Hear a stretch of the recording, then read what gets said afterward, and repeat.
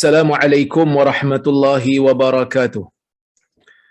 Alhamdulillah nahmaduhu wa nasta'inuhu wa nastaghfiruh wa na'udzu billahi min shururi anfusina wa min sayyiati a'malina. Man yahdihillahu fala mudilla lahu wa man yudlil fala hadiya lahu.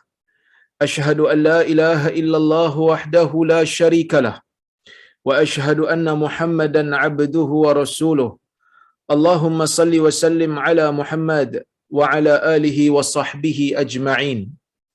Ya ayyuhalladzina amanu taqullaha haqqa tuqatih wa la tamutunna illa wa antum muslimun. Ya ayyuhan nasu taqu rabbakumul ladzi khalaqakum min nafsin wahidah wa khalaqa minha zawjaha wa batha minhuma rijalan katsiran wa nisaa.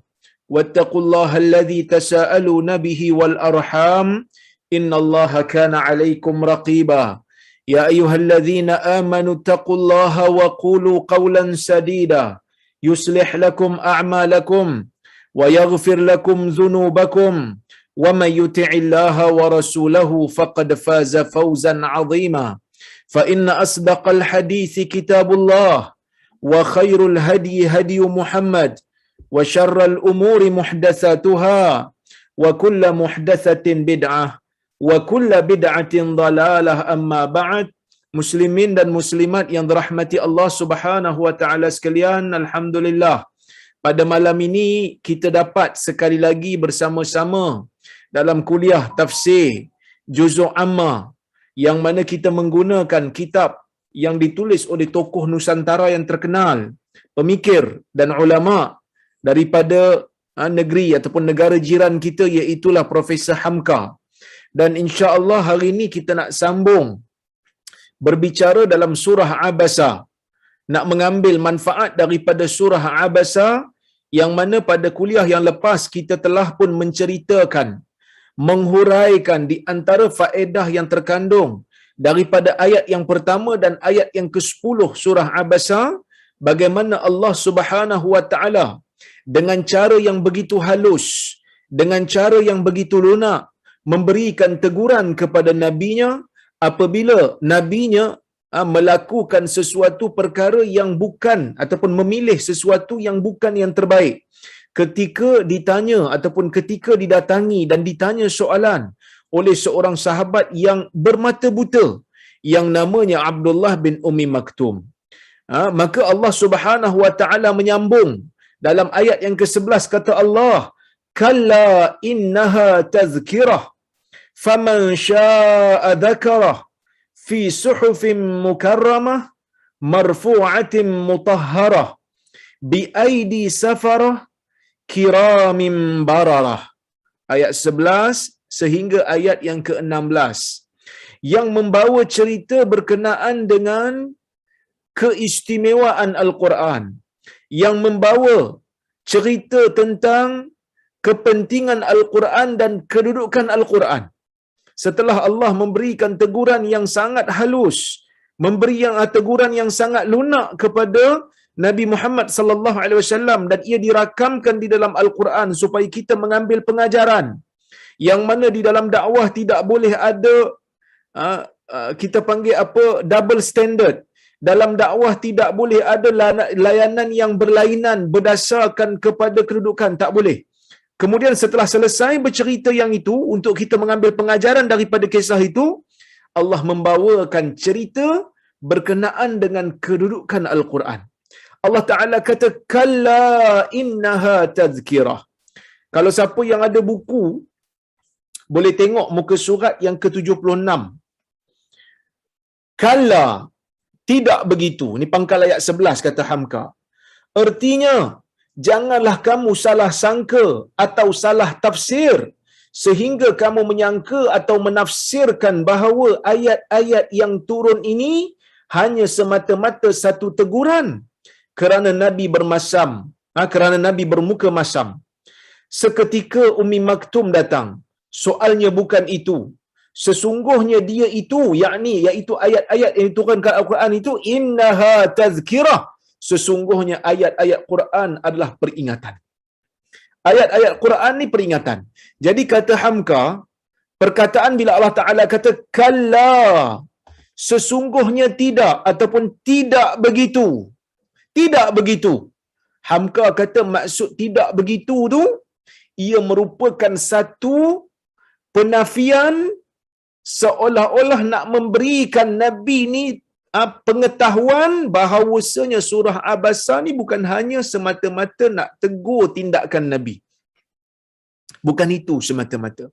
Sebaliknya Quran ni ataupun surah ni ada khilaf di kalangan ulama-ulama tafsir. Antaranya Syekh As-Sa'di menyebut dalam kitab dia ataupun dalam tafsir dia, bila Allah Ta'ala kata innaha tazkirah, sesungguhnya ayat-ayat ini adalah peringatan. Al-Quran itu ayat yang mengandungi peringatan. Ayat yang mengandungi peringatan kepada orang mukmin dan orang yang bukan mukmin. Ayat-ayat ini, bila kata ayat-ayat ni, ayat-ayat mana? Sebahagian ulama tafsir kata ayat ni merujuk kepada keseluruhan Al-Quran. Maksudnya seluruh Al-Quran ni bukan hanya sekadar nak bagi tahu kepada kita tentang Allah nak tegur Nabi, tetapi ia nak memberikan peringatan lebih luas daripada tu. Kerana kita dah bincang dalam kuliah yang lepas, tindakan Nabi ni bukanlah satu dosa, bukanlah satu kesalahan yang sangat besar sampai tak boleh nak diampun. Tak. Bukanlah maksudnya Nabi SAW ni sampai gagal dalam nak melaksanakan tanggungjawab dia. Tak. Bukan bermakna Nabi ni sampai terpaksa angkat bendera putih, surrender. No, bukan. Tindakan Nabi ni ialah satu tindakan yang tidak memilih yang terbaik. Sedangkan yang Nabi pilih tu baik, tapi ada yang lebih baik daripada itu. Okey? Maka Allah Ta'ala bagi tahu, teguran kepada Nabi ni bukanlah satu benda yang menjadi tujuan utama ayat ni ataupun surah ni turun. Tak, ada lagi cerita lain yang Allah Ta'ala nak bagi. Sebahagian ulama kata tak, innaha tu kembali kepada seluruh Quran, bukan surah ni je. Ada dua pandangan lah. Ada yang kata innaha tu sesungguhnya ia adalah peringatan, ia tu kembali kepada surah ni. Ada yang kata ia tu kembali kepada keseluruhan Al-Quran. Ia adalah peringatan.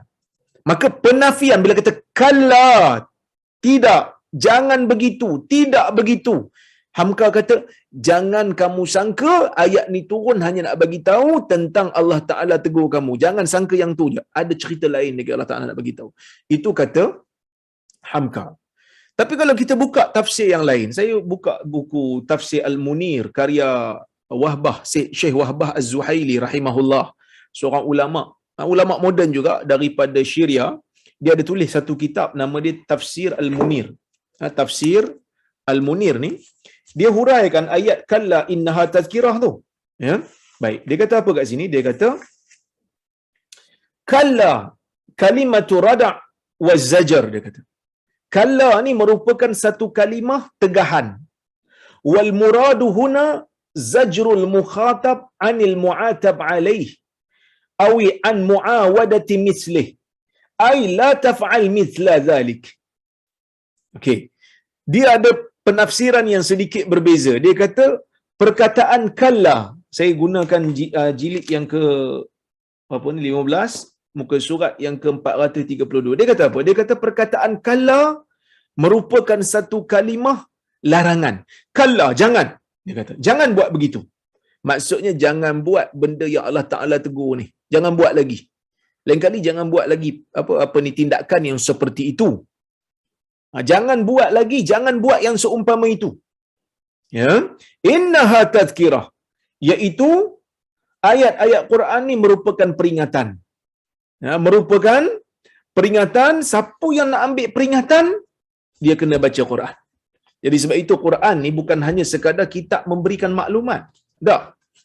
Allah Ta'ala menurunkan Al-Quran untuk memberikan maklumat, memberikan ilmu pada kita, betul. Tetapi Quran juga mengandungi peringatan. Apa beza memberi ilmu dengan memberi peringatan? Memberi ilmu, memberi maklumat. Kita tak tahu, dia bagi kita tahu. Kita tak tahu tentang apa yang akan berlaku lepas kita mati, Allah Ta'ala bagi tahu. Kita tak tahu benda-benda gaib, Allah Ta'ala bagi tahu. Tapi dalam Quran juga ada benda-benda yang berkaitan dengan peringatan. Sebab tu Quran ni kena ulang baca. Walaupun kita dah khatam. Kadang-kadang kita ni bangga, saya dah khatam Quran dah. Tapi kena ulang. Quran kena ulang. Ulang baca dan faham dan tadabbur. Sebab apa? Sebab ayat-ayat dalam Quran tu mengandungi peringatan. Manusia suka lupa. Manusia ni suka lupa dan manusia suka melupakan. Lupa tu satu hal lah.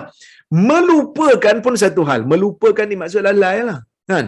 Kita tahu bahawasanya kita terjebak dalam dosa. Kita tahu bahawasanya kita ada buat maksiat pada Allah. Kita tahu tentang keadaan kita kalau kita dimatikan oleh Allah Ta'ala sekarang. Kita pun susah hati. Tapi kadang-kadang keinsafan tu tak begitu kuat datang. Kan? Penyesalan terhadap dosa tu tak begitu kuat datang. Jadi nak buat macam mana? Buka Quran baca. Buka Quran dan baca. Daripada situ kita akan dapat semangat baru. Daripada situ kita akan dapat kita panggil apa? Penghayatan yang baru. Kita akan dapat semangat yang baru. Sebab itu Nabi SAW pun bertadarus dengan Jibril. Pada Ramadan Nabi bertadarus litajdidil ahad, untuk mendapat semangat yang baru. Bila kita baca, dia memberikan peringatan, dia memberikan semangat, dia memberikan motivasi dan menjadi mukmin yang baik. Ada semangat baru. Bila kena tekanan, bila kena musibah, bila kena ujian, baca ayat yang berkaitan dengan bagaimana Allah Ta'ala uji nabi-nabinya. Baca ayat-ayat yang berkaitan dengan Allah Ta'ala cerita yang berkaitan dengan Rasul Ulul Azmi. Bagaimana Allah Ta'ala uji mereka dan mereka sabar. Bagaimana mereka dipulaukan oleh kebanyakan orang di zaman mereka. Mereka sabar dan meneruskan tugas dakwah. Maka ini akan menjadi satu semangat bagi kita. Semangat baru. Kita baca Quran, kita amalkan, kita dapat ilmu baru, kita dapat semangat baru. Itu maksud tazkirah. Memberikan peringatan, memberikan semangat baru, memberikan penghayatan, berikan feel yang baru. Artinya bahawasanya ayat-ayat yang turun dari langit yang terkemudiannya tersusun menjadi surah-surah dan semua surah itu berkumpul menjadi Al-Quranul Karim. Semuanya adalah peringatan umat manusia dan jin. Tidak pandang martabat dan pangkat, kaya dan miskin, semuanya hendaklah menerima peringatan tu. Tak kiralah yang datang kepada kita orang miskin nak memahami agama, kita ajar. Yang datang kepada kita orang buta datang nak memahami agama, kita ajar. Ini yang sepatutnya. Kerana ia memberikan peringatan bukan hanya kepada golongan bangsawan, bukan hanya kepada golongan yang kaya, tetapi ia memberikan manfaat, memberikan peringatan kepada alamin, kepada keseluruhan alam. Itulah adalah sifat Al-Quran. Faman syaa'a dzakarah, maka siapa yang mahu, ingatlah dia kepadanya. Ingat Al-Quran. Baik yang mahu itu orang yang merdeka seperti Abu Bakar atau hamba sahaya seperti Bilal. Al-Quran mencerahkan jiwa. Al-Quran memberikan manusia hidayah. Al-Quran memberikan manusia semangat. Cuba kita bayang hebatnya Quran ni membangunkan manusia daripada manusia yang duduk di zaman orang kata apa jahiliah tu, yang orang kata apa duduk di tempat yang kontang, yang tak ada apa, yang kering. Dengan Al-Quran, dengan Al-Quran mereka bangkit. Mereka membina tamadun dan akhirnya tamadun Islam itu menguasai hampir separuh daripada dunia. Sehingga Rom dan Parsi pun Islam berjaya buka kawasan-kawasannya. Begitu hebatnya Al-Quran menghidupkan jiwa. Kemudian kata Hamka lagi, dia kata atau orang kaya sebagaimana Abu Sufyan atau orang miskin dari desa sebagai Abu Dzar, namun martabat mereka di sisi Allah adalah sama, iaitu sama diterima jika beriman, sama diseksa jika menderhaka. Sama je, Allah Ta'ala layan sama je. Kerana apa? Kekayaan dan kemiskinan bukanlah penentu martabat seseorang di sisi Allah Azza wa Jal. Sebaliknya yang dihitung di sisi Allah amalan. bagaimana kamu beramal, bagaimana kamu bertakwa, bagaimana kamu sanggup melaksanakan arahan Tuhan. Di situlah titik perkiraan ataupun di situlah titik penilaian agama terhadap seseorang insan. Ya, siapa yang nak ambil manfaat, nak menjadikan Quran ni sebagai peringatan untuk dia, tempat mengambil ilmu agama untuk dia, rujukan dia, silakan. Tak kiralah kamu ni orang kaya ke, kamu orang miskin ke, kamu merdeka ke, kamu hamba ke, kamu orang bandar ke, kamu orang kampung ke, selagi mana kamu nak ambil manfaat daripada Al-Quran, kamu boleh ambil. Allah Ta'ala kata, fi suhufim mukarramah, dan Quran itu berada dalam lembaran-lembaran yang dimuliakan. Dan dia adalah dalam kitab-kitab yang dimuliakan, ataupun lembaran suhuf, lembaran-lembaran yang dimuliakan. Artinya sudah lama sebelum ayat-ayat Al-Quran itu diturunkan ke dunia ini kepada Nabi akhir zaman Muhammad, dia telah tertulis terlebih dahulu di dalam suhuf, yang dalam tafsir ini kita ertikan sebagai kitab-kitab ataupun lembaran-lembaran. Suhuf itu ialah kata banyak ataupun plural daripada perkataan sahifah yang bermaksud lembaran. Dalam sebuah hadis, ya, yang dinyatakan bahawa ada 114 surah itu telah pun tertulis lengkap dan tertahan di langit pertama dan diturunkan ke dunia dengan teratur dalam masa 23 tahun. Maksudnya Quran ni dia turun daripada Lauh Mahfuz, dia turun ke langit dunia secara serentak. Ini yang dikatakan berlaku pada malam Al-Qadar. Berdasarkan kepada pandangan yang dinukilkan daripada Ibnu Abbas, iaitu Quran ni turun serentak daripada Lauh Mahfuz ke langit dunia, kemudian daripada langit dunia itulah dibawa turun sikit-sikit selama 23 tahun kepada Nabi Muhammad sallallahu alaihi wasallam. Ya, ia terletak di waktu itu di tempat yang mulia dan tidak seorang pun dapat menyentuhnya kecuali malaikat-malaikat yang suci-suci.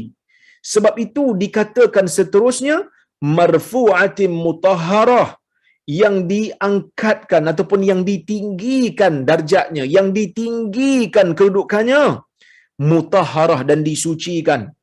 Yang ditinggikan iaitu ditinggikan kehormatannya, tidak sama dengan sembarang kitab. Yang disucikan dan dibersihkan daripada tambahan dan kekurangan, disuci bersihkan pula daripada tambahan kata manusia, khusus kalam Allah semata-mata. Tuan-tuan dan puan-puan rahmati Allah sekalian, Allah Ta'ala menjaga Quran ni bukan main hebat. Sehingga kalau kita cek dalam dunia ni, jutaan manusia menghafal kalam ni, kalam Quran ni ataupun kalam Allah ni, tak silap walaupun satu perkataan. Kalau ada terlupa, orang belakang akan tegur. Kita tengok imam-imam Mekah kan, baca Quran tu macam air je dia punya hafal. Hebat apa Quran ni? Penghafal Quran menghafal Quran dengan hafalan yang sangat kuat, dan bukan hanya seorang, bukan hanya dua orang, ramai. Ini di antara kurnia yang Allah Ta'ala berikan kepada agama ini. Penganut dia, kalau Quran tak ada pun yang bercetak, katalah ditakdirkan Quran bercetak ni tak ada langsung, penghafaz Al-Quran tetap ada, yang memelihara kalam Tuhan di dada mereka, yang melaksanakan tanggungjawab fardu kifayah. Sebab tu orang hafal Quran ni tuan-tuan, saya respect. Kerana apa? Kerana mereka ini betul-betul struggle. Sebab Quran ni susah. Nak bagi ingat, dia kena ulang selalu. 30 juzuk dalam dada mereka hafal. Begitu hebat. Allah Ta'ala mengangkat darjat mereka. Allah Ta'ala memberikan pahala kepada mereka. Mereka ikhlas dalam menghafal Al-Quran. Semata-mata kerana nak melunaskan tanggungjawab fardu kifayah menghafal ayat-ayat Allah Azza wa Jal. Sebab tu kata orang yang hafal Quran ni tuan-tuan, kita kena hormat, kita kena rasa terima kasih kat mereka sebab mereka tolong buat kerja umat. Buat fardu kifayah. Kan? Kalaulah boleh diundurkan masa, saya pun teringin juga nak hafal keseluruhan Quran tu kan. Tapi apakan daya. Cuma kita rasa hormat pada mereka kerana mereka menghafalnya. Setiap huruf, ada wa ke tak ada wa ke, kadang-kadang perkataan wa tu kan, kadang-kadang ada, kadang-kadang tak ada. Jadi mereka hafal setiap daripada huruf. Tak jatuh tuan-tuan. Begitu hebat. Ya, kerana Allah Ta'ala muliakan agama ni. Allah Ta'ala muliakan agama ni tak boleh ditambah dan tak boleh dikurang. Melainkan pastinya ada orang akan dapat kesan.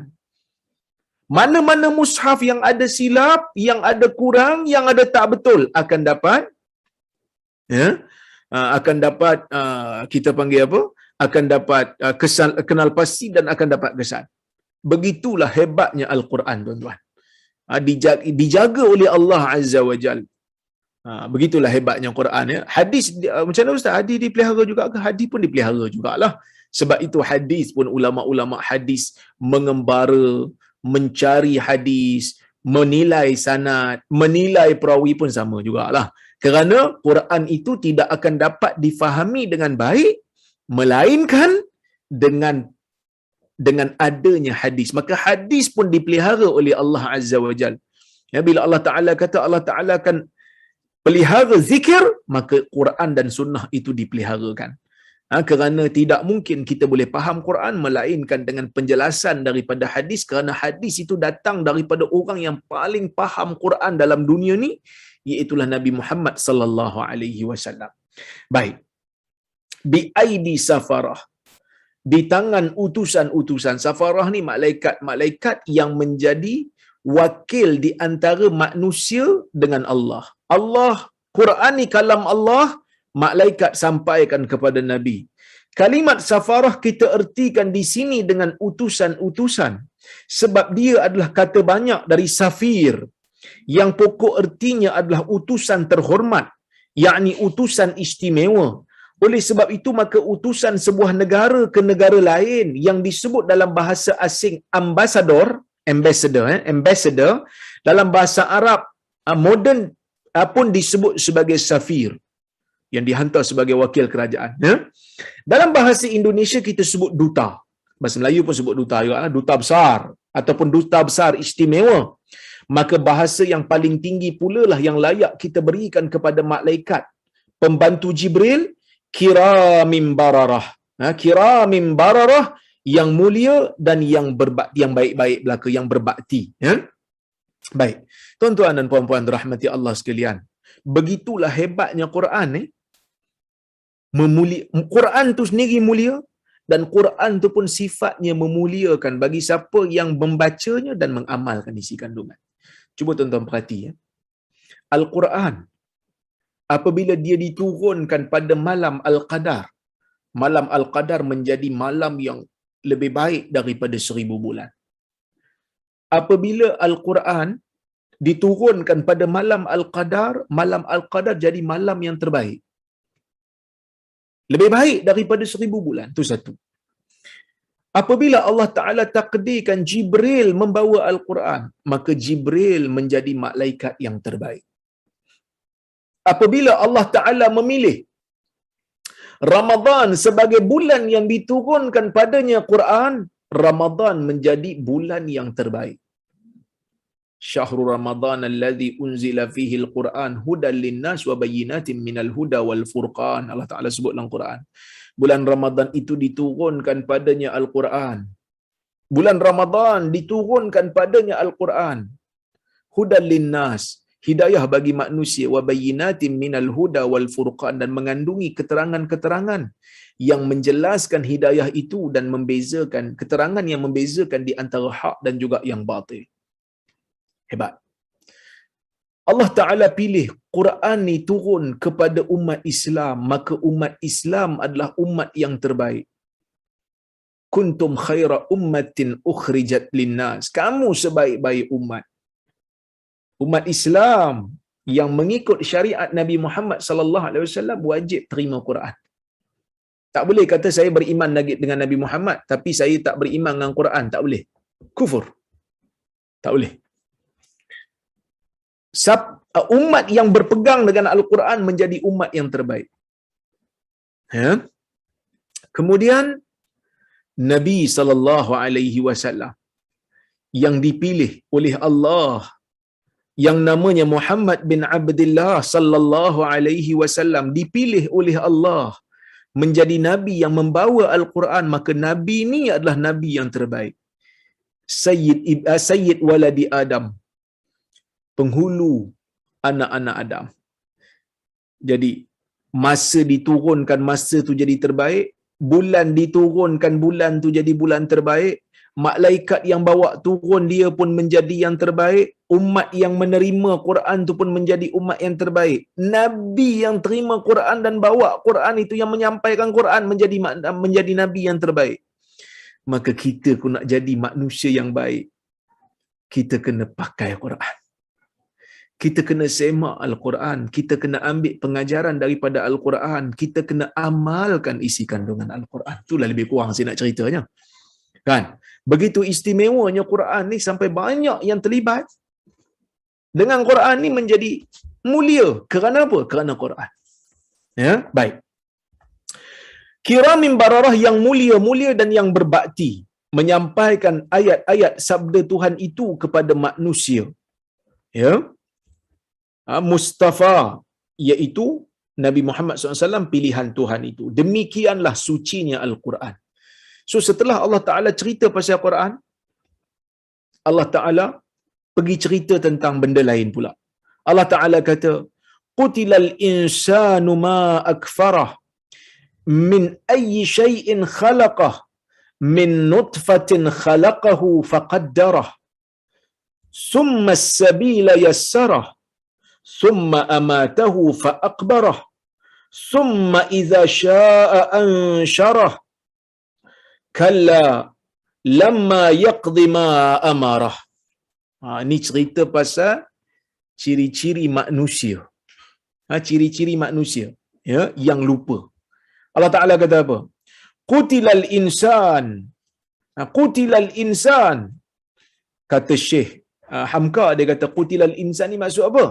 Dia kata celakalah insan. Qutilal insan ni maksud dia kata celakalah insan. Binasalah insan. Kerah kat tu lah kan. Binasalah insan ataupun celakalah insan. Tapi Syekh Wahbah Zuhaili dia kata qutil ni maksudnya lu'inal insanul kafir. Yang kafir je lah. Yang tak beriman dengan isi kandungan Quran ni, yang Allah Ta'ala kata mereka akan binasa. Mereka akan celaka, mereka akan dijauhkan daripada rahmat Allah. Sebab keterangan di dalam Al-Quran begitu jelas, keterangan di dalam sunnah begitu jelas, yang hak dan batil itu juga jelas, tiba-tiba mereka memilih untuk tidak beriman. Maka mereka ini layak untuk digelar sebagai manusia yang binasa, manusia yang hancur, manusia yang celaka. Ma akfarah, kata Allah. Celakalah insan. Ma akfarah, dia kata. Qutilal insan ma akfarah. Celakalah insan. Satu ungkapan sesalan daripada Tuhan kepada manusia, kata Hamka. Ma akfarah, alangkah sangat kufurnya. Begitu kufur manusia ni. Bukan semua yang beriman tak masuk ni. Hanya yang tidak beriman kepada Allah Azza wa Jal. Adakah patut manusia itu masih juga kufur kepada Tuhan? Masih juga tidak mahu menerima kebenaran yang dibawa Rasul? Insan masih saja menyombong. Min ayyi syai'in khalaqah. Daripada apa dia menjadikannya? Tuhan cipta manusia ni daripada apa? Tuhan ingatkan balik manusia. Tuhan ingatkan balik manusia. Remind balik manusia. Kamu yang sombong ni, kamu yang tak nak sembah tu Allah semata-mata ni, kamu ni dijadikan dulu daripada apa? Tuhan jadikan kamu daripada apa? Min nutfatin khalaqahu faqaddarah. Yang mana Allah Ta'ala ciptakan kamu dari nutfah. Allah Ta'ala ciptakan kamu daripada nutfah. Nutfah tu apa? Kata Syekh Hamka, nutfah ialah segumpalan air yang telah menjadi kental. Gabungan yang keluar dari sulbi ayah dan yang keluar dari taraib ibu. Ini sebahagian tafsiran lah. Ada yang kata memang sulbi dan taraib tu air mani yang menjadi asas kepada manusia memang ambil daripada tulang sulbi dan juga tulang belakang, ya, taraib. Dari itu asal manusia mula dijadikan. Maksudnya apa? Allah Ta'ala nak ingatkan manusia yang kamu sombong sangat ni, yang kamu takbur sangat ni, yang kamu lupakan Tuhan sangat ni, yang kamu terus melakukan maksiat pada Tuhan sekarang ni, kamu ni dicipta daripada siapa? Daripada mana kamu dicipta ni? Kamu dicipta daripada nutfah. daripada air, kan, daripada air yang kita kata apa, yang likat, yang tidak ada nilai. Kalau tak jadi manusia tak ada nilai, kan? Ya, khalaqahu faqaddara, Allah Taala cipta daripada itu. Dahlah air itu sendiri pun tidak ada nilaian di sisi manusia. Begitu juga dia keluar daripada kawasan ataupun anggota yang kita panggil saluran manusia, yang saluran bawah manusia. Yang kamu nak sombong sangat ni, asal kejadian kamu daripada situ. Asal kejadian kamu daripada tempat tu. Tempat yang dianggap hina oleh manusia. Jadi jangan sombong sangatlah, kan? Semua daripada situ kecuali Adam je lah, kan? Kecuali Adam je lah. Yang mana Adam alaihi salam Allah Taala cipta tanpa perlu proses kelahiran. Yang lain semua daripada proses kelahiran, semua keluar daripada rahim ibu dia. Daripada tempat tu lah, kan? Baik. Dari sanalah asal kejadian itu, yakni dipertemukan air bapa dengan air ibu, bertemu di dalam rahim ibu, lalu berpadu jadi satu, menjadi satu nutfah, yang bererti segumpal air. Setelah 40 hari pula sesudah itu, dia pun menjelma menjadi segumpal daging. Ini ada pandangan yang berbeza dalam kalangan ulama. Ada yang kata 40 hari telah pun ditiupkan roh. Ada yang kata tak, selepas 120 hari baru ditiupkan roh. Khilaf di kalangan para ulama. Syekh saya, iaitu Syekh Sharaf Al-Qudah, ada tulis satu buku. Dia tulis buku Mata tunfakhur ruh fil janin, bila ditiupkan roh pada janin. Dia ada tulis buku dan dia hurai panjang bila roh ditiup. Itu pendapat dia lah. Lepas dibawa ada yang kata 120 hari, ada yang kata 40 hari. Okey. Hal yang demikian diperingatkan kepada manusia untuk difikirkan bahawa kekufuran tidaklah patut, tidaklah pantas. Maksudnya manusia ni dia kena fikirlah, dia tu dahlah keluar daripada tempat yang tu. Tuhan telah ciptakan dia, kan? Tuhan dah bagi Quran yang begitu jelas, Quran yang melemahkan hujah orang lain dalam nak berdebat dengan dia, tapi dia pilih untuk kufur. Maka Allah Taala kata qutilal insan, celakalah insan, binasalah insan, ya. Di ayat pertama dari surah 76 surah Al-Insan telah pun diperingatkan bahawa jika direnungkan benar-benar, tidaklah ada erti manusia itu bila mana dibandingkan dengan alam lain sekelilingnya, ya. Maka tidaklah patut manusia itu kufur. Tak patut sebenarnya. Kalau mereka menggunakan akal fikiran yang waras, mereka akan dapat tahu dan pasti sebenarnya di dalam dunia ni ada pencipta yang berkuasa, yang mentadbir, yang memperjalankan, yang maintain our universe. Ya, baik. Tidaklah patut manusia ingkar dari kebesaran Tuhan. Kalau manusia mengingat betapa di waktu dahulu dia terkurung dalam rahim ibu yang sempit itu dan dipelihara menurut belas kasihan Tuhan Allah di tempat itu. Allah Ta'ala sebut summas sabila yassarah, kemudian dia mudahkan jalan keluarnya. Dimudahkan jalan keluar buat hidup dan datang ke dunia. Allah Ta'ala mudahkan urusan untuk manusia keluar daripada rahim ibu dia, menjadi manusia yang sempurna sifatnya. Ya, menjadi manusia yang sempurna sifatnya. Dimudahkan pintu keluar dari rahim itu sampai terlancar dan terluncur keluar. Dimudahkan terus persediaan buat hidup dengan adanya air susu yang disediakan pada ibu di waktu kecil. Allah Ta'ala sediakan semuanya untuk manusia. Patutnya manusia tak boleh kufur lah. Sepatutnya. Kan kalau kita tengok keajaiban kandungan ni, bila dia keluar aje, masa dalam perut ibu, dalam air ketuban, dia tak lemas. Kerana oksigen datang daripada plasenta. Walaupun dia ada paru-paru pada waktu tu, tapi begitu hebat Allah Ta'ala ciptakan manusia ni boleh bernafas dalam air ketuban, kerana ada plasenta ibu dia dengan tali pusat bayi. Keluar daripada perut, keluar je daripada perut, manusia boleh bernafas dengan paru-paru dia. Manusia boleh bernafas dengan paru-paru dia. Terus Allah Ta'ala bagi ilham untuk dia boleh bernafas, boleh hisap susu. Mudahkan urusan manusia untuk hidup di atas muka bumi ni. Ya, baik. Dibimbing dengan cinta kasih sampai mudah tegak berdiri dan di dalam hidup melalui masa kecil, masa dewasa, masa mencari jodoh teman hidup, masa jadi ayah, masa jadi nenek atau datuk. Summa amatah, kemudian Allah matikan dia. Itulah perjalanan hidup manusia. Yang mana perjalanan hidup kita ni stage dia lebih kurang sama aja. Daripada kecil meningkat kanak-kanak, meningkat remaja, meningkat dewasa, meningkat orang kata apa? Dewasa, kemudian matang, kemudian tua, kemudian mati. Itu stage yang biasa dilalui oleh manusia. Walaupun ada yang mati awal dan seumpamanya, tapi secara umumnya begitu. Ya? Kerana akhir daripada hidup itu pastilah mati. Mustahil ada hidup yang tidak di hujung mati, kecuali bagi pencipta hidup itu sendiri, hanyalah Allah. Bila summa amatahu fa'aqbarah, dan bila mati je, Tuhan matikan dia, maka dia menyuruh, Allah Ta'ala menyuruh kita ni menguburkan orang-orang yang dah mati. Tidak dibiarkan tercampak saja tergolek di muka bumi dengan tidak berkubur, melainkan selekasnya seputus nyawa, segera diperintahkan Allah kepada manusia yang hidup supaya segera dikuburkan. Allah Ta'ala letakkan satu syariat muliakan manusia. Apa dia? Siapa-siapa yang mati, orang yang berada di kawasan itu perlu untuk menguruskan. Kalau yang mati itu Muslim, perlu untuk uruskan jenazah dia dan menjadi fardu kifayah. Kalau tak buat, berdosa semua. Begitu hebatnya manusia dalam memberikan ataupun dalam bertanggungjawab, dalam bertanggungjawab untuk melaksanakan tanggungjawab yang Allah Ta'ala telah perintahkan kepada mereka.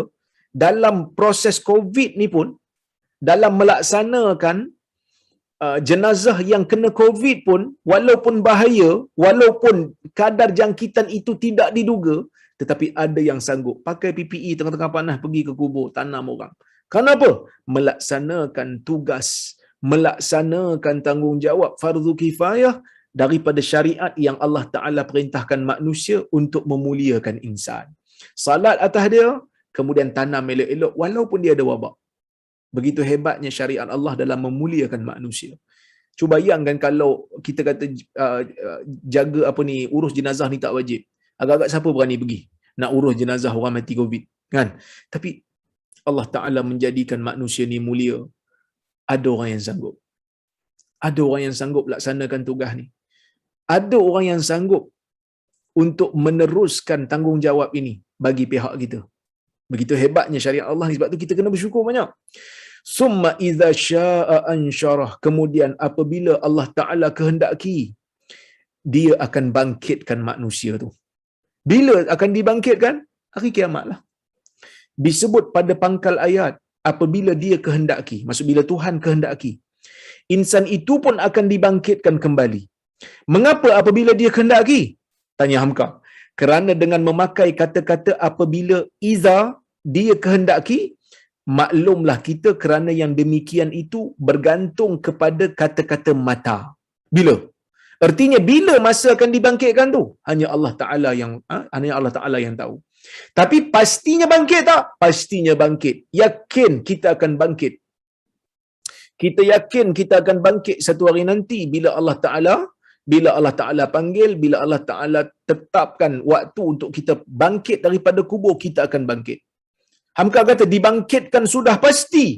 Tetapi masa apabila akan dibangkitkan, hanya Allah yang maha tahu. Ya? Hanya Allah saja yang maha tahu. Itu adalah terserah mutlak kepada kekuasaan Allah. Kalla lamma yaqdi ma amarah. Belum, kata Allah. Tidak. Sekali-kali belumlah dia menunaikan apa yang dia perintahkan kepadanya. Allah Ta'ala nak bagi tahu ni.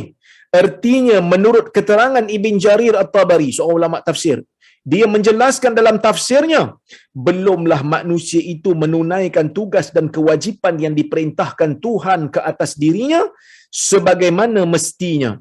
Masih banyak perintah Allah yang mereka lalaikan, masih banyak mereka memperturutkan kehendak hawa nafsu. Kalau kita tengoklah kan, orang-orang yang tak mau beriman dengan syariat Nabi Muhammad ni, confirm lah tak ikut perintah Tuhan.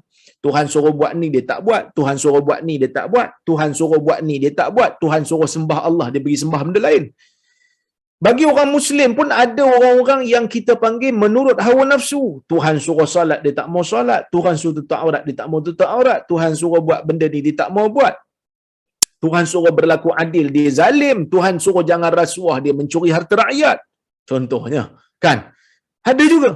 Bagi orang Islam yang baik pula, orang Islam yang baik pun kalau kita fikir-fikir balik, sebenarnya kita pun, orang-orang, sebenarnya kita pun akan dapati, sebaik mana manusia itu, sesaleh mana pun manusia itu, kalau nak dibandingkan dengan nikmat yang Allah Ta'ala bagi, dan rahmat yang Allah Ta'ala bagi kepada dia dalam dunia ni, dengan ibadat yang dia buat, pun sebenarnya tidak setimpal ibadat kita tu, ibadat orang saleh tu, dengan apa yang Tuhan bagi kat dia.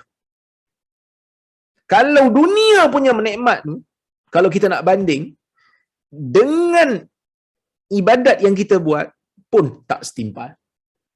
Ibadat kita sangatlah kurang. Ibadat orang saleh yang paling saleh tu pun still ada kurang. Cuma rahmat Allah Azza wa Jal menjadikan ibadat itu dikira dan diterima. Kan? Yang dulu saya buat kiraan kan. Kalau nak buat kira-kira, dalam satu hari kita tidur 8 jam, kita salat berapa? 8 jam. Satu hari. Tak sampai kita salat 8 jam. Ibadat kita sampai 8 jam sehari? Wallahu a'lam, mungkin tak sampai. Tapi tidur lebih lama daripada ibadat. Rahmat Allah menjadikan itu pun, tidur tu pun boleh tidur dalam kebaikan. Sebelum tidur pun Nabi SAW ajar apa yang Allah Ta'ala suka, bacaan-bacaan dalam tidur, sebelum tidur, bacaan-bacaan sebelum tidur. Jadi ni benda yang kita kena syukur pada Allah jadi manusia yang baik. Tara aku ni yang tak buat semua benda yang Tuhan suruh ni. Banyak sebenarnya benda-benda yang Tuhan suruh buat, sama ada yang wajib ataupun yang sunat. Yang wajib tu insya-Allah kita cuba buat. Yang mana yang sunat-sunat ni kita bukan buat semua lagi. Ada benda yang kadang-kadang kita tak sempat buat dalam sehari. Kan? Jadi tapi Allah Ta'ala Maha pengasih kat kita. Dia bagi juga nikmat kat kita walaupun ibadat kita tu masih ada kurang. Walaupun ibadat kita tu masih lagi perlu ditampung. Masih lagi perlu ditambah baik, tapi Allah Ta'ala Maha menerima amalan hamba-Nya. Allah Ta'ala tidak sia-siakan. Tetap Allah Ta'ala berikan ganjaran berlipat kali ganda jika seseorang itu melakukannya dengan ikhlas. Sebab itu ulama-ulama dulu selalu menyebutkan diri mereka sebagai al-faqir ila rahmati rabbih. Orang yang mereka menggelarkan diri mereka al-faqir.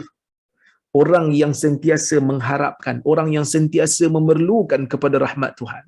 Kerana setiap masa kita perlu rahmat Tuhan atas kita. Setiap masa.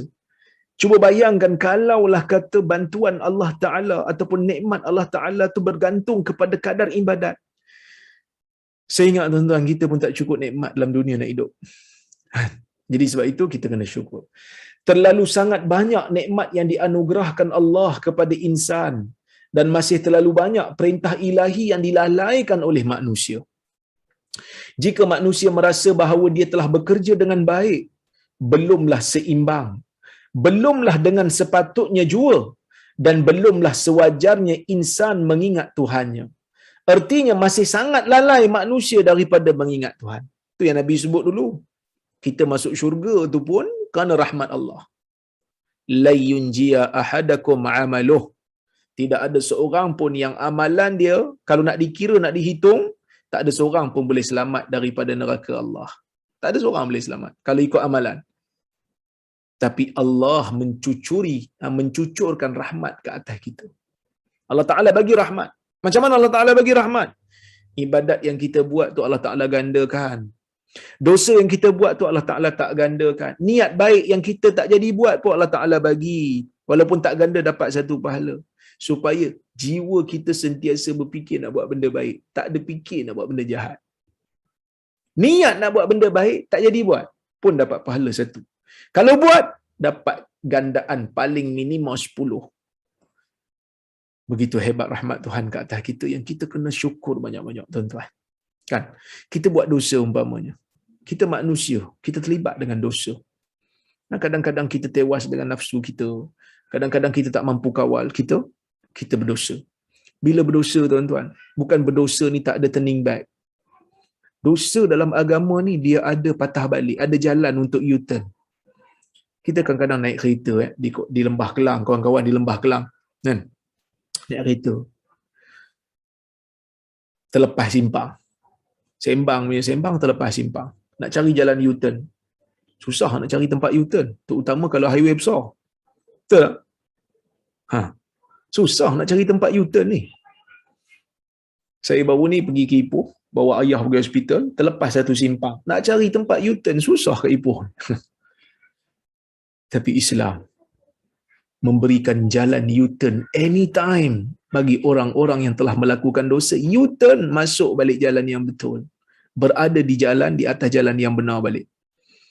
Dan bila kita U-turn, kita taubat, Allah Ta'ala padam dosa kita dan gantikan dengan kebaikan-kebaikan. Ini tuan-tuan, ini syariat yang sangat-sangat memberikan rahmat kepada manusia. Syariat yang sangat-sangat memberikan kasih kepada manusia. Ya, maka sebab itu Hamka kata, sesuailah intisari ayat ini dengan apa yang pernah dikatakan oleh seorang sufi yang besar. Sufi ni orang yang mementingkan hubungan dengan Allah. Bukan sufi yang mengarut-ngarut lah. Ada juga sufi yang mengarut, yang terlibat dengan bid'ah, yang buat benda pelik-pelik pun ada juga. Tapi ada sufi yang bagus, ya. Iaitu Muhammad Abu Madian. Ini Hamka nukil daripada dia kata, janganlah engkau mengharapkan dengan amalan yang engkau kerjakan, engkau akan mendapat ganjaran daripada Allah. Kurnia Allah kepadamu kelak hanyalah belas kasihan sahaja. Tidak sepadan kecilnya amalanmu dengan besarnya ganjaran Allah. Nampak? Bila kita beramal ni, jangan sekali-kali kita rasa yang aku amal ni aku berhak dapat yang tu. Sebenarnya Allah Ta'ala bagi kita balasan baik di syurga nanti ni betul-betul rahmat Allah kepada kita. Amalan kita kalau nak dihitung, nak dibanding, nak dikira, nak ditotalkan, nak dibuat statistik, habis dekat dunia ni saja. Habis dekat dunia ni saja. Baik. Kemudian Allah Ta'ala bawa cerita baru lagi. Falyanzuril insanu ila ta'amih. Anna sababna al-ma'a sabba. Thumma shaqaqna al-arda shaqqa. Thumma shaqaqna al-arda shaqqa. Fa'ambatna fiha habba. Wa 'inaban wa qadba. Wa zaytunan wa nakhla. Wa hadaika ghulba. Wa fakihatan wa abba. Mata'an lakum wa li'an'amikum. Ni Allah Ta'ala cerita tentang rezeki manusia. Setelah Allah Ta'ala cerita pasal rahmat, setelah Allah Ta'ala cerita pasal kebesaran kasih sayang Allah pada manusia, tapi manusia still kufur pada Allah, Allah Ta'ala suruh tengok pula pada kehidupan. Allah Ta'ala cerita pasal Quran tadi, yang hebatnya Quran, kemudian Allah Ta'ala cerita Quran supaya kita ambil manfaat daripada Quran. Kemudian Allah Ta'ala cerita pasal sifat insan yang masih lagi tak mau beriman. Ni orang-orang yang tak mau beriman ni, orang-orang yang tak mau insaf ni, kau tengok pula pada makanan kau. Allah Ta'ala nak bagi isyarat, kau tengok pada makanan kau sendiri. Falyanzuril insanu ila ta'amih. Tengok di bawah tu tuan-tuan. Hamka kata apa? Perenggan kedua tu. Hal itu telah mereka dengar beritanya, sekarang manusia disuruh melihat dan menyaksikan sendiri bagaimana pertalian hidupnya dengan bumi tempat dia berdiam ini. Tengok bumi. Tengok makanan kamu. Tengok tumbuhan sekeliling kamu. Tengok dan ambil manfaat dan ambil iktibar. Falyanzuril insanu ila ta'amih. Allah Ta'ala kata, maka cubalah manusia itu memandang kepada makanannya. Perhatikan daripada mana datang makanan tu. Bagaimana bertingkat-tingkat pertumbuhannya. Sehingga makanan itu telah ada sahaja dalam piring terhidang di hadapannya. Kan kita tengok nasi yang kita duk makan. Saya kata yang kita duk makan, kadang-kadang yang kita duk sepah-sepah kan tu, yang kita tak makan tu. Macam mana nak dapatkan beras tu? Macam mana nak dapatkan nasi tu? Dia bukan satu proses yang mudah. Mungkin hari ini kita teba aja benih. Tapi yang menumbuhkan itu Allah. Yang mencambahkan itu Allah. Yang menjadikan ia tumbuh itu Allah. Yang membuahkan hasil itu juga Allah. Kamu tengok, kamu hanya tabur benih, kamu letak air, kamu letak baja, Allah yang menumbuhkan. Kerana ada saja tumbuhan, kita letak baja, kita letak air, dia tak mau tumbuh. Kerana Allah tidak izinkan. Kamu tengok. Kamu buat apa? Kamu letak air, kamu letak baja, kamu letak benih. Yang menumbuhkan hanyalah Allah. Dia yang berkuasa. Kita tak boleh buat apa kalau Tuhan kata tak mau tumbuh. Tak boleh tumbuh. Kan? Saya dulu masa duduk di Jordan. Jordan ni dia tanah dia kontang sikitlah, kering. Ya. Jadi bila duduk sana tu, makanan Melayu memang tak ada lah. Yang ada makanan Arab je lah. Jadi kita ni orang Melayu, lidah Melayu, memang teringin nak makan Melayu kan. Jadi ada waktu tu bawa serai. serai. Serai hidup tu bawa, rendam dalam air, sampai keluar kok, lepas tu tanam. Tanam dekat Jordan punya tanah lah. Kuasa Allah, tuan-tuan. Tak tumbuh. Sebab tanah dia tak sesuai. Allah Ta'ala tak bagi tumbuh serai dekat Jordan. Tak, orang lain saya tak tahu, tapi saya memang tak jadi. Nak bagi tahu kat kita bahawasanya semua ni dengan kuasa Allah. Ya, dengan kuasa Allah. Bukan dengan kuasa kita. Kita hanya boleh berusaha. Asal mulanya ialah anna sababnal ma'a sabba. Sesungguhnya kami yang curahkan air securah-curahnya. Kami datangkan hujan. Pernah ada satu ketika Malaysia ni tak hujan lama. Hutan terbakar, panas. Saya ingat saya 2013 ke 2014. Begitu panas kan waktu tu. Lama tak hujan. Sampai bila kita tengok Facebook pun, kalau ada tempat-tempat hujan kat Malaysia ni, kawan-kawan Facebook kata Alhamdulillah hujan. Begitu rindunya orang Malaysia dengan hujan pada ketika itu. Allah Ta'ala turunkan hujan. Menyuburkan pokok, menyuburkan tanaman. Yang mana kalau hujan tak turun, bukan hanya pokok menjadi kering, senang pula terbakar. Kan, hutan sana terbakar, semak samun sini. Bila dah kering kan, mungkin ada orang buang puntung rokok ke, mungkin ada macam-macam benda boleh menyebabkan spark, api. Ya? Asal mulanya ialah bahawa bumi itu kering, maka turunlah hujan. Hujan lebat sekali yang turun laksana dicurahkan dari langit, maka bumi yang laksana telah mati itu hidup kembali. Summa syaqaqnal arda syaqa.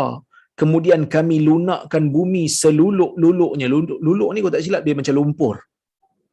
Kami lumpurkan bumi itu, kami jadikan bumi itu dia berair dan boleh menumbuhkan tumbuhan. Bumi yang tadinya kering dan keras sehingga tidak ada yang dapat tumbuh, dengan turunnya hujan maka lunaklah tanah tadi, lembut, menjadi luluk, menjadi lumpur. Di atas tanah yang telah lunak jadi lumpur atau luluk itulah kelak sesuatu akan dapat ditanamkan. Maka Tuhan kata apa? Fa'ambatna fiha habba. Maka kami tumbuhkan padanya benih-benih makanan. Kami tumbuhkan padanya bijian-bijian supaya manusia boleh mengambil manfaat daripada tumbuhan tu.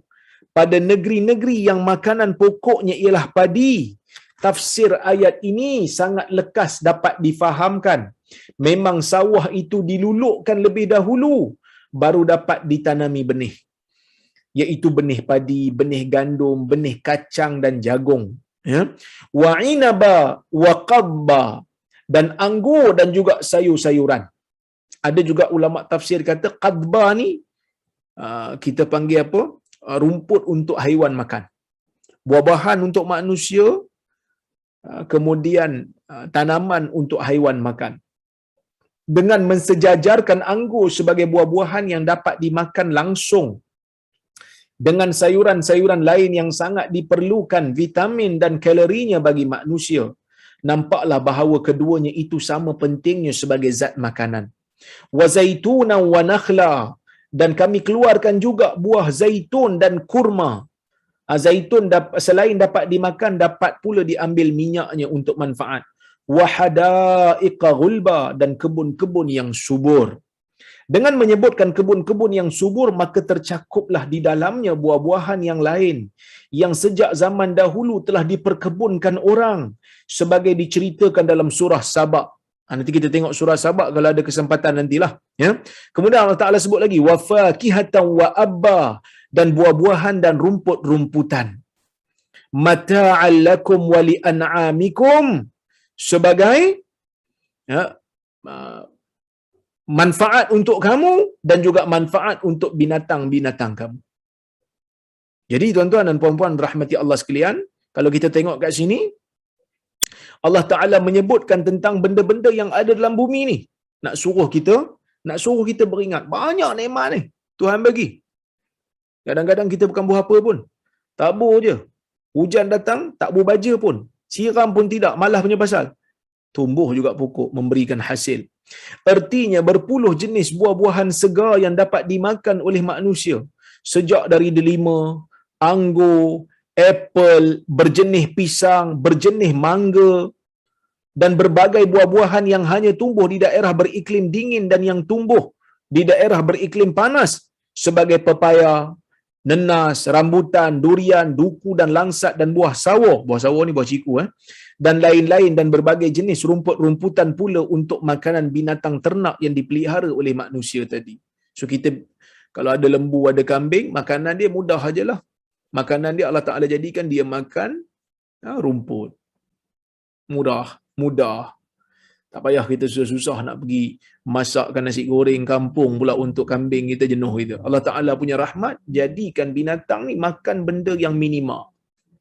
Jenuh pula dia order makan wagyu pula. Saya order makan wagyu, saya order makan burger, jenuh kita nak pergi cari makanan pula. Kan? Tapi Allah Ta'ala jadikan itu, makanan mereka ringkas, makanan mereka simple, kita boleh jaga mereka, kita boleh ternak mereka, dan kita ambil manfaat daripada daging mereka. Ya. Pokok pangkal semuanya itu ialah dari air hujan yang dicurahkan Allah dengan lebatnya dari langit sampai tanah jadi luluk, membawa apa yang dinamai bunga tanah. Ya. Maka kalau kita simpulkan antara kedua peringatan itu, pertama tentang asal usul kejadian manusia daripada nutfah sampai dapat hidup di atas muka bumi. Kedua, setelah hidup di bumi, jaminan untuk melanjutkan hidup itu pun selalu tersedia selama langit masih berkembang dan lautan masih berombak bergelombang, dan air laut itu akan menguap ke udara menjadi awan dan akhirnya akan menjadi hujan. Selama itu jaminan Allah masih ada atas kehidupan ini. Maka seolah-olah macam Hamka nak kata, manusia ni kena beringatlah. Manusia ni tak patut jadi kufur. Jadi tuan-tuan dan puan-puan rahmati Allah sekalian, secara kesimpulannya saya nak bagi tahu, yang kita baca hari ini ni, pertama Allah Taala nak bagi tahu kat kita bahawasanya Al-Quran merupakan kitab al-hidayah, kitab memberikan ilmu berkenaan dengan hidayah. Pertama, Al-Quran memberikan peringatan. Ada benda yang kita dah tahu, tapi nak ambil semangat baru, nak peringatkan, nak menakutkan kita tentang azab, nak menjadikan kita rindu kepada syurga, nak menjadikan kita bersemangat untuk melakukan ketaatan. Quran di antara tempat kita nak cari hidayah. Kemudian Allah Ta'ala nak bagi tahu kat kita tentang ketinggian keadaan Al-Quran. Jadi kalau kita nak menjadi manusia yang mulia, nak menjadi manusia yang disayangi di sisi Allah, kena baca Quran, amalkan Quran, sebarkan ilmu Al-Quran supaya masing-masing dapat beramal. Dan manusia ni macam mana pun ada sisi-sisi dia yang sebenarnya dia tidak pun membayar apa yang nikmat yang dia ambil daripada Tuhan dia. Macam mana soleh dia pun ada sisi-sisi yang sebenarnya dia tak dapat pun lunaskan semua tuntutan Tuhan dia, ataupun tuntutan semua rahmat Allah tu tak mampu dia nak bayar pun. Ya, maka sebab itu Allah Taala suruh tengok kepada makanan kita. Ia semuanya bermula daripada hujan yang Allah Taala turunkan. Hamka duk fokus pada hujan. Sebenarnya Allah Taala pun cerita tentang bumi, yang mana tanah tu Allah Taala sediakan sesuai untuk menumbuhkan tumbuhan. Tanah tu, air hujan Allah Taala sediakan, benih pun Allah Taala sediakan, kita cuma letak, kita cuma tabur saja. Begitu hebatnya rahmat Allah, pemberian Allah kepada kita semua. Maka secara kesimpulannya saya boleh kata, ayat yang terakhir ni ataupun kumpulan ayat yang terakhir, kluster yang terakhir ni, Allah Ta'ala nak suruh manusia ni perhatikan makanan dia. Perhatikan tumbuh-tumbuhan yang dia dapat makan tu. Hujan yang Allah Ta'ala hantar, tumbuhan benih tu pun Allah Ta'ala sediakan. Tumbuhnya pokok tu pun, bercambahnya pokok tu pun dengan kuasa Allah. Kita hanya menaburkan dan siram air je, ataupun siram air tu pun kadang hujan. Ya? Begitu juga, ya. Allah Ta'ala nak bagi tahu di antara tujuan Allah Ta'ala, di antara matlamat dihidupkan tumbuhan di atas muka bumi ni untuk memberi manfaat kepada manusia dan haiwan. Oleh kerana kita telah mengambil manfaat daripada tumbuhan ni banyak, tidak terkira banyaknya, maka kita juga kena berterima kasih kepada Allah, bersyukur kepada Allah dengan melakukan amalan-amalan yang Allah Ta'ala suka dan sayang. Okey? Dan Allah Ta'ala ni, apabila dia menceritakan tentang nikmat tumbuhan-tumbuhan ni, dia nak bagi tahu kat kita, sebenarnya kita ni lemah.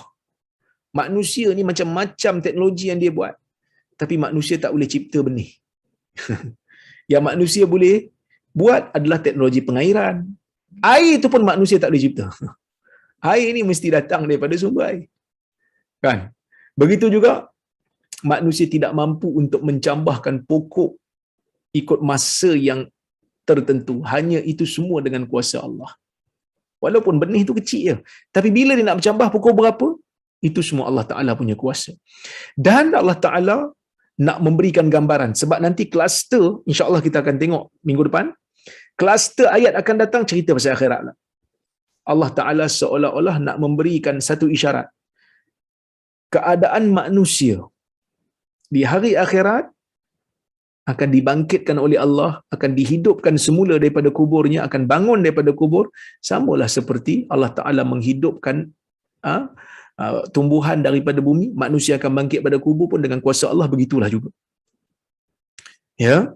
Jadi semua manusia perlu bertauhid, bersyukur kepada Allah dan melunaskan tuntutan tauhid, dan nak bagi tahu Allah Ta'ala berkuasa untuk menghidupkan manusia seperti mana Allah Ta'ala berkuasa menghidupkan tumbuhan di bumi yang kontang dengan mencurahkan hujan dan menghidupkan benih. Dan manusia kena taat kepada Allah Subhanahu Wa Ta'ala atas setiap nikmat yang dia dah ambil, dia kena taat kepada Allah. Ya, wallahu ta'ala a'lamu bis-shawab. Jadi insya-Allah kita akan sambung kuliah kita pada minggu akan datang, insya-Allah. Ya. Baik, saya rasa cukuplah sekadar tu untuk malam ini. Tekak benda kering ni. Ya, bismillah.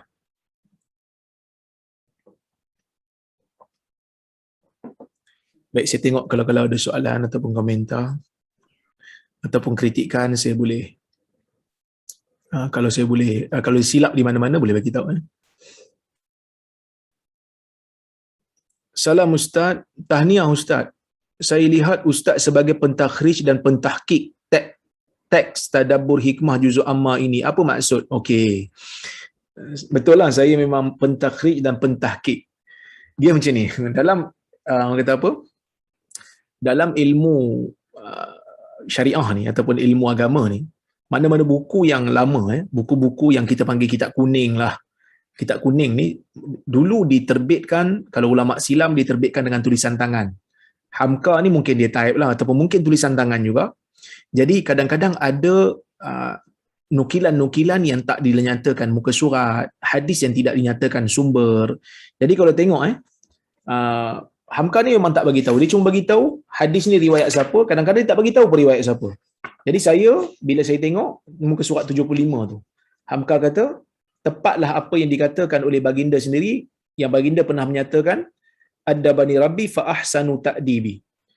Tuhan, aku telah dididik oleh Tuhanku, maka sangat baiklah didikan itu. Kan? Jadi dia tak bagi tahu siapa yang riwayat. Tu saya letak nota kaki tu nombor 16, saya kata hadis riwayat Abu Sa'ad As-Sam'ani, hadis Abu Sa'ad Ibn Sam'ani dalam Al-Imla' dengan sanad yang dinilai dhaif oleh As-Sakhawi dan Syaukani, walaupun maknanya benar. So Sakhawi menilai hadis ini dhaif, San'ani pun menilai, Syaukani pun menilai Sakhawi nilai dhaif, Syaukani pun nilai dhaif. Jadi saya nilai, orang kata apa, hadis-hadis tu saya cari balik sumbernya, kemudian saya tengok ulama-ulama silam kata apa. Itulah lebih kurang takhrij. Cari sumber asal bagi sesebuah hadis. Ya, baik. Assalamualaikum warahmatullahi wabarakatuh. Waalaikumsalam. Abang saya Hamid mengalami pendarahan otak kerana COVID. Doktor cakap peluang pulih amat tipis. Minta tolong doktor dan jemaah malam ini doakan untuknya. Semoga Allah mengampuni semua dosanya dan pemudah urusan abang saya. Tuan yang bernama SAS, saya tak tahu nama sebenar dia. Kami doakan mudah-mudahan abang tuan diberikan oleh Allah Subhanahu Wa Taala kesembuhan. Moga diberikan penawar bagi penyakit ini. Semoga beliau kuat untuk melawan penyakit ini, dan kita doakan dengan doa yang diajar oleh Nabi sallallahu alaihi wasallam, as'alullahal azim rabbal arsyil azim ayyashfiyahu. Saya bermohon kepada Allah yang Maha Agung, Tuhan yang menguasai arasy yang agung, untuk menyembuhkan abang tuan, insya-Allah, ya. Semoga dengan kesakitan ini memberikan sedikit penyucian dosa-dosa kecilnya, insya-Allah, ya. Baik. Assalamualaikum. Waalaikumsalam. Ustaz, boleh tak kita jauhkan diri daripada kenalan atau kawan kita yang rasa tidak membantu dalam urusan agama, dikuatiri tergelincir dengan perbuatan melalaikan? Maksud kawan saja tapi tidak deep. Jazakallah khair wa antum fajazakumullahu khair. Dia kalau isu ni kena tengok hadis. Yang mana ada satu hadis dalam Riyadhus Salihin ada sebut benda ni. Saya pun dah huraikan hadis tu dulu dalam kuliah. Yang mana ada seorang hamba Allah ni, dia dah bunuh 99 orang. Dia dah bunuh 99 orang. Kemudian dia rasa nak taubat. Lepas tu dia tanya orang kampung dia, mana orang alim aku nak tanya nak taubat ni, boleh ke tak taubat? Dah bunuh 99 orang. Orang kampung dia tak tunjuk pada orang alim. Orang alim ni orang ada ilmu, tapi mereka tunjuk kepada kaki ibadat. Dia pun pergi jumpa kaki ibadat ni, dia tanya, saya dah bunuh 99 orang. Boleh tak saya taubat? Tukang ibadat ni, dia kata tak boleh. Dia jawab tu berdasarkan kepada kejahilan dia, kata tak boleh. Kawan ni bengang, dia bunuh tu cukup 100. Lepas tu ditanya lagi orang lain, mana orang alim aku nak tanya pasal taubat. Orang tunjuk kat dia orang alim, barulah orang alim ditunjukkan kepada orang alim betul-betul. Lepas tu orang ditanya pada orang alim tu, dia kata saya ada seorang ni dah bunuh 100 nyawa, kemudian dia nak taubat, boleh tak? Orang alim ni kata boleh. Siapa yang boleh menghalang antara kamu dengan taubat? Tak ada siapa boleh halang. Tapi Syekh ni kata apa? Dia kata intalik ila ardi kada wa kada fa inna biha unasan ya'budunallah fa'budillaha ma'ahum. Kamu kena keluar daripada kawasan kamu sekarang. Pergi ke satu kawasan yang ada orang-orang yang menyembah Allah di sana, pergi sembah Allah bersama mereka. Wala tarji ila ardik fa innaha ardusu. Kamu jangan kembali ke negeri kamu. Jangan balik ke tempat asal kamu, kerana tempat tu tempat yang jahat. Maksudnya apa? Para ulama sebut, kita ni tidak digalakkan untuk bercampur dengan orang yang jahat kerana bimbang kita akan terkesan dengan akhlak dia. Sebab tu Tok Syekh ni minta dipindah. Bukan putuskan ukhuwah dah, tapi hadkan. Demikian juga yang disebutkan oleh Al-Imam Ibn Abdul Bar dalam kitab Tamhid dia. Dibenarkan untuk kita renggangkan sikit, bukan putus, tak. Tapi kita hadkan kerana kita bimbang akhlak kita akan terikut, kita akan terdengar benda-benda yang tak sepatutnya, terkesan dengan akhlak yang tidak baik, terdengar carutan-carutan, maka kita boleh hadkan. Wallahu a'lam. Jadi tak ada masalah, boleh. Ya. Baik, tuan-tuan dan puan-puan, saya rasa cukuplah sekadar itu untuk malam ini. Mudah-mudahan ada manfaatnya apa yang saya sampaikan pada malam ini. Terima kasih banyak kepada pihak Tafakuh Fiddin, Datin Alia Hajah Ili yang menganjurkan majlis pada malam ini. InsyaAllah kita bertemu lagi. Terima kasih kepada tuan-tuan yang hadir pada malam ini yang bersama. Saya ucapkan moga kita semua berada dalam keadaan baik-baik saja, diselamatkan daripada wabak. InsyaAllah kalau belum dapat vaksin tu, cepat-cepat dapatkan vaksin. Mudah-mudahan kita semua selamat, insyaAllah. Apa yang baik daripada Allah, apa yang buruk datang daripada kelemahan diri saya mohon maaf terkasar bahasa tersilap kata. Aqulu qawli hadha wa astaghfirullahal azim li wa lakum. Wassalamualaikum warahmatullahi wabarakatuh. Waalaikumsalam warahmatullahi wabarakatuh.